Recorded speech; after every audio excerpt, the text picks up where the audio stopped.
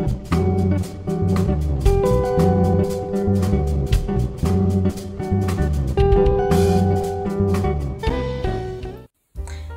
my name's Olivia. Welcome to the Language Made Lazy show. Today I'm going to be talking about 5 mistakes beginners make. Also at the end of this video, I'm going to have a really big announcement for this channel of something I'm going to try out for a little bit, so make sure to stick around. Alright, let's get into this. So, if you're a beginner, which we've all been at some point, or maybe you are a beginner and you're watching this video, these tips are going to help you recognize these mistakes so you don't make them. And I'm considering making this into a video series, so if you have more things, if you want more advice on how to begin learning a language, put it in the comments, like, subscribe, anything that you can give me more feedback for. Okay, so, mistake that I think is like maybe, I guess, lowest on my 5 list is listening to everyone. So when you listen to everyone, of course, yes, there's people who are going to give you good advice, but when you listen to everyone, you kind of cloud yourself and doubt yourself.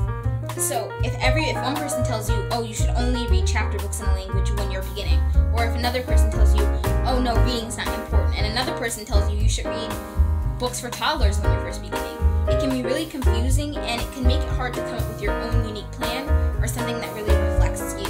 So I would say it's great to listen to people and you should definitely take advice. Don't just be pig-headed and do whatever. But also keep in mind that you're the one learning the language. So if you know that sitting down, if you don't even read in English or whatever your native language is, if you don't sit down for 30 minutes and read in English every day, then what makes you think that you're going to pick up a Spanish book and say, oh, let me read this book that I can't halfway understand in Spanish? Like, that's not practical for you. So keep other people's suggestions in mind, but always remember what's practical for you. Okay, mistake number 4 that I think people make is that they try to learn a language in a way that has failed in the past. So this won't apply really to people who haven't ever tried learning a language, but insanity is repeating the same thing over and over again and expecting a different result. So I know most people don't go into it saying, oh, this is how I learned language in school and I'm going to try to do the same thing and it's all of a sudden going to work. But they end up doing these same habits and they don't realize it. So maybe in school you had a test every day and that didn't work. But then you realize you kind of test yourself every day. Like take a long time writing this really detailed explained test for something you just learned the other day and then getting bummed out when for some reason you can't get 100% on it. So don't do things that have failed in the past. Look back and see if you've made mistakes in the past, or even if you're just beginning, let's say you're a month or 2 into it, look at what's failed in the past and adapt. Don't do the same thing over and over again. And if you are kind of stuck and don't know any new way to do it, then look it up. There are plenty of different strategies and stuff like that, and just try to create something on your own. It's okay to do something that no one else has done before if it works for you. Alright, mistake number 3 would be relying on something or someone to push you forward, or relying on some far off goal.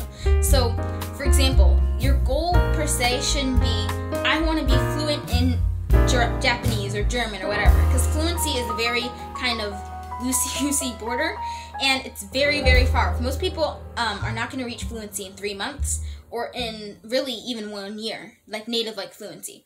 You can, but most people aren't aiming really in a realistic mindset. They're not aiming to be fluent in 3 months, or in a year.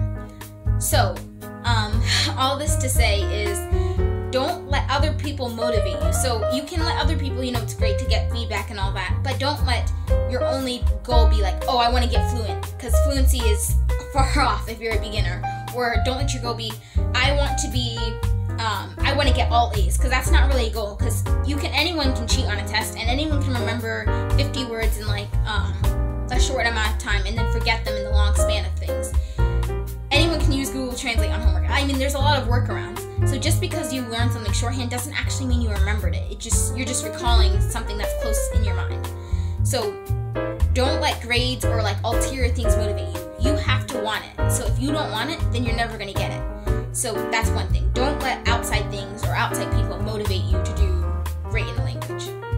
Alright, second mistake would be, I know this is probably, some people are going to hate me for this, but not speaking or not correcting these small these small mistakes, and then getting into that habit of always doing it. So a personal example for me was in Spanish. I didn't really ever learn the difference between por and para. I mean, now I kind of pick up, like, I know-ish when I kind of know when I should use it, but because I never learned it, I still sometimes make mistakes. Like, a lot of, like, saber versus conocer, both verbs mean to know, but I still get tripped up on it because I never really learned from the beginning, because I just waved it off as a small mistake. But then I got into the habit of doing it wrong.